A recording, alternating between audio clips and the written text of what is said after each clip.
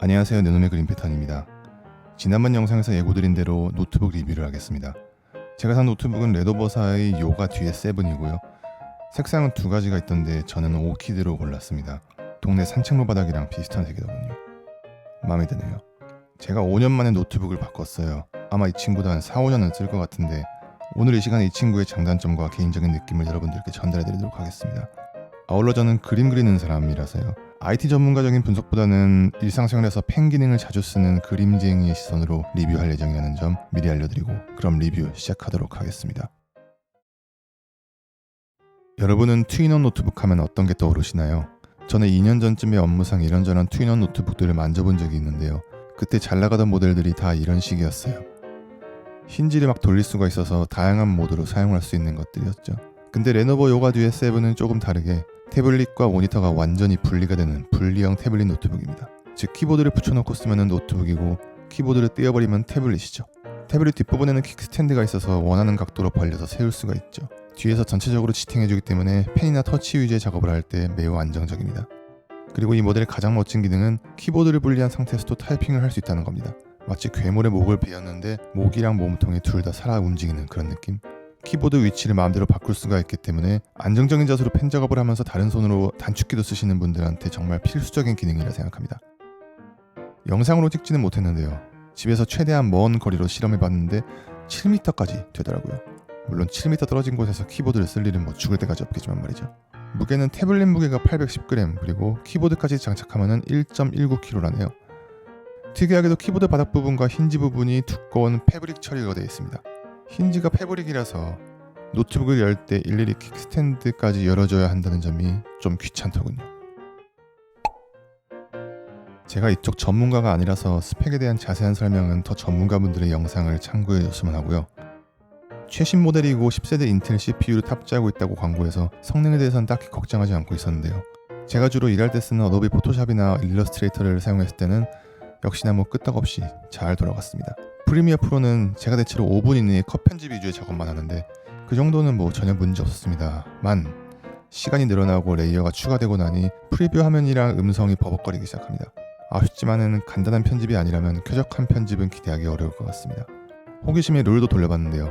FHD 상도의 중간 옵션을 눌렀더니 프레임이 40에서 50 사이로 왔다 갔다 합니다. 근데 노트북이 좀 힘들어하는 것 같아서 오래는 하지 않았습니다. 배터리 시간도 측정해봤어요. 10시간짜리 영상을 중간 밝기에 볼륨은 16으로 해놓고 잠들었는데 약 7시간 40분 지점에서 배터리가 끝났습니다. 뭐 이 수치는 그냥 하나의 기준으로 삼으시면 좋을 것 같아요.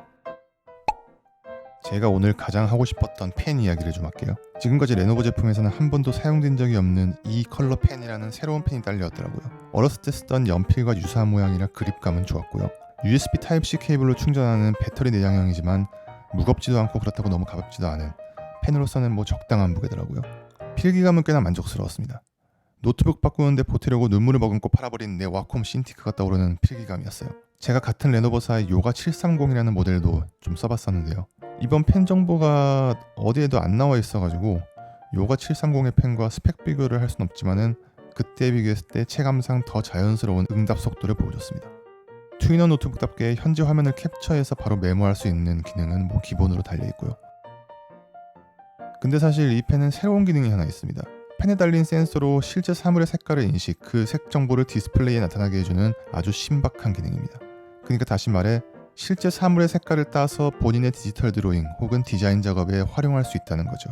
제가 이런저런 사물로 테스트해봤는데요. 뭐 당연히도 완전히 같은 색상을 따내지는 못했습니다만 확실히 겁나 신기하긴 하더라고요. 현재까지는 많은 사람이 유용하게 사용할 기능은 아니라고 생각합니다만 앞으로의 발전 가능성을 기대하게 만드는 기능이었다고 볼 수 있겠습니다. 마지막으로 발열 얘기를 안 할 수가 없는데요. 이런 류의 모델들이 대체로 발열 문제에서 자유롭지 못하던데 결론부터 말씀드리자면 이 모델도 발열 현상이 좀 있습니다. 태블릿 구조 특성상 키보드 쪽이 아닌 디스플레이 쪽, 그러니까 화면 상단 뒤쪽을 중심으로 발열 현상이 생기더라고요. 하지만 그렇다고 라이트한 작업을 할 때부터 심한 발열 현상이 일어나는 그런 건 절대 아니었고 체급에 안 맞는 게임을 돌리거나 어도비 프로그램을 여러 개 동시에 돌리면서 내가 이 노트북을 과도하게 혹사시키고 있는 게 아닌가 라는 생각이 들 때 만져보면 뜨겁더라고요. 노트북이든 사람이든 혹사시키면 안 된다. 뭐 당연한 거죠. 다만 지금까지 이 노트북을 써본 결과 사용 시간의 90% 이상은 테이블 위에 올려놓고 쓰는데요. 그럴 경우 화면 상단부를 만질 일이 뭐 없죠. 그리고 태블릿 모드로 손에 든 채로 고사양 작업을 할 일도 없고요. 그래서 아직까지는 사용하는 데에는 불편함은 없었습니다. 그래서 결론입니다. 저는 투인원 노트북이 태블릿 모드가 된다고 해서 순수하게 태블릿의 용도로 잘 활용할 거라고는 생각하지 않습니다. 왜냐하면 일단 태블릿치고는 너무 무겁고요. 윈도우의 대부분의 프로그램은 아직까지는 키보드와 마우스가 필수적이거든요. 결국 할 수 있는 거는 웹서핑과 동영상 시청 정도라는 거죠. 뭐 그 정도면 된 거 아닌가? 하지만 레노버 요가 GS7은 좀 다르죠. 무게는 좀만 더 가벼웠으면 좋겠습니다만 분리된 채로 사용할 수 있는 키보드와 펜과 터치 기능의 조합, 이게 모든 걸 날려버립니다. 단순히 펜과 터치 기능을 집어넣고 끝인 노트북이 아니라 그 사용자의 작업 생산성 향상에도 신경을 쓴 흔적이 보이는 그런 노트북이라고 할까요? 그리고 단점은 동급 일반 노트북과 비교했을 때 살짝 더 높은 가격과 무게, 태블릿 구조상 예민해질 수밖에 없는 발열 처리 문제가 있을 것 같습니다. 확실히 호불호가 있는 물건이지만 앞서 말씀드린 장점에 동의하신다면 단점은 그다지 문제가 되지 않을 것 같습니다. 사실 여기서 오늘 다루지 못한 내용도 많습니다. 제가 이 노트북은 앞으로 계속 사용할 거기 때문에 혹시 제가 오늘 언급하지 못한 궁금하신 부분이 있다면 댓글로 부탁드리겠습니다. 그리고 이 노트북을 이용한 그림 영상도 몇 개 그릴 거예요. 그건 광고가 아니라 그냥 내 맘대로 그릴 건데, 그러니까 잘 부탁드리겠습니다. 영상이 마음에 드셨다면 구독과 좋아요도 부탁드리고요. 긴 영상 봐주신 모든 분들 감사드립니다. 그럼 편안한 하루 되세요.